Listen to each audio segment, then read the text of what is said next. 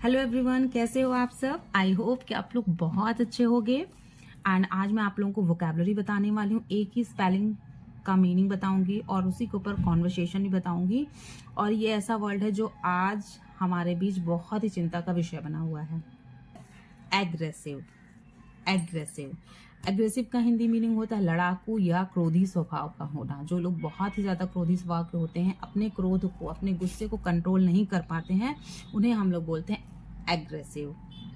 ठीक है, तो वैसे इंग्लिश में इसके और भी मीनिंग्स होते हैं, जैसे कि क्वेरलसम यानी लड़ाई झगड़ा करने वाला, हॉस्टाइल क्रोधी स्वभाव का, वायलेंट भी ले लेते हैं। समटाइम्स क्या होता है कि कुछ लोग लड़ाई झगड़े में हाथ पैर भी चलाने लगते हैं, इसलिए हम लोग यहाँ का वायलेंट हम लोग मीनिंग ले लेते हैं। बाकी किसी को पर यूज मत करिएगा आप, बस मैं जानकारी के लिए बता रही हूँ, क्योंकि मे बी अच्छा ना लगे सुनने में किसी को, तो इसलिए हम वायलेंट वर्ड का यूज नहीं करेंगे, बट मैंने जानकारी के लिए बता दी है।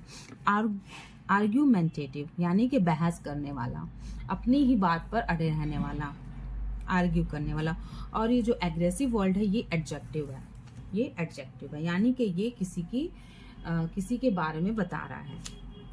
अब देखिए कॉन्वर्सेशन इसकी कैसी होगी। आजकल के बच्चे बहुत झगड़ालू हो गए हैं। Nowadays kids are very aggressive या nowadays kids became aggressive।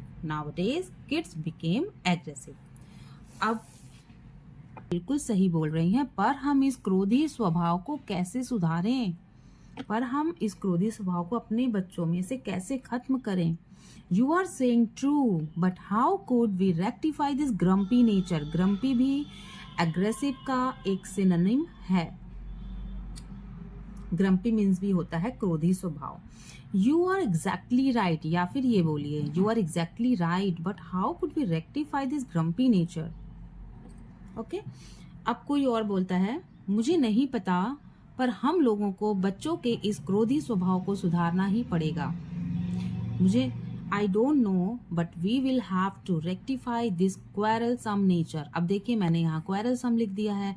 Again and again का यूज ना करके मैं अलग अलग वर्ड्स यूज कर रही हूँ एग्रेसिव के प्लेस पर। बट इसका don't know, but we will have to rectify this quarrelsome nature। I don't know, but we will have to rectify this quarrelsome nature। पर सबसे पहले हमें अपने स्वभाव से इस क्रोधी शब्द को जड़ से मिटाना होगा, तभी हमारे बच्चे भी ऐसा कर सकेंगे। ये बात तो बिल्कुल सही है, क्योंकि जो हम करते हैं हमें लगता है कि हमारे बच्चे छोटे हैं, इन्हें कुछ समझ में नहीं आता है। लेकिन जो आपने सुना होगा कहानी, जो अर्जुन के बेटे थे अभिमन्यु, वो अपनी माँ के पेट में थे, ठीक है, और वो 6 या 7 महीने के थे।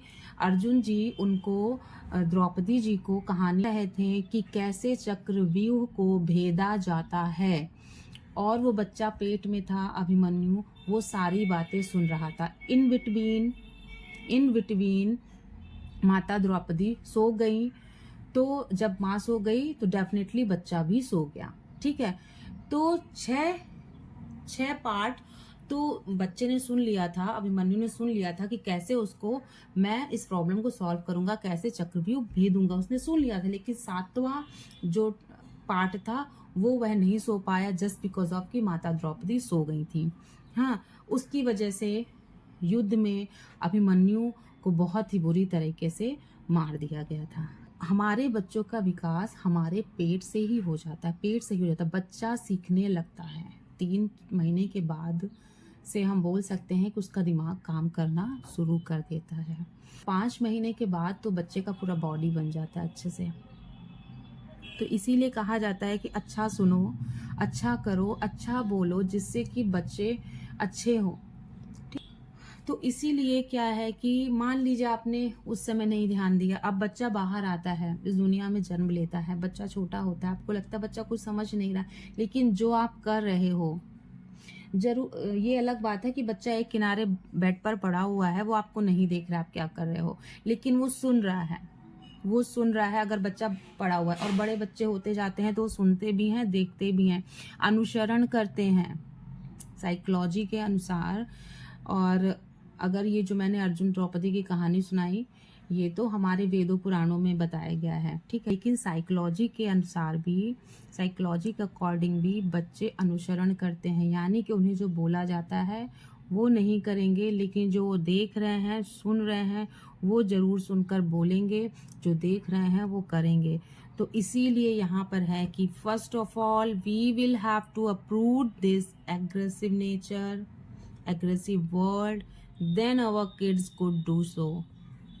इसीलिए जब हम अपने आप को कंट्रोल करेंगे, हम सुधरेंगे, तभी हमारा भविष्य, हमारे बच्चों का भविष्य सुधरेगा, हमारे बच्चे सुधरेंगे। ये सभी को ऊपर लागू होता है कि ये वर्ड अब आप लोग कभी पूरे जीवन में नहीं भूलेंगे, और ये सीख भी नहीं भूलेंगे। हमेशा याद रखेंगे कि हमें किस तरह से अपने बच्चों के सामने बिहेव करना चाहिए, किस तरह से रहना चाहिए। अगर आई होप कि ये वीडियो आप लोगों को यूजफुल लगी है। Thank you so much, be happy, bye bye.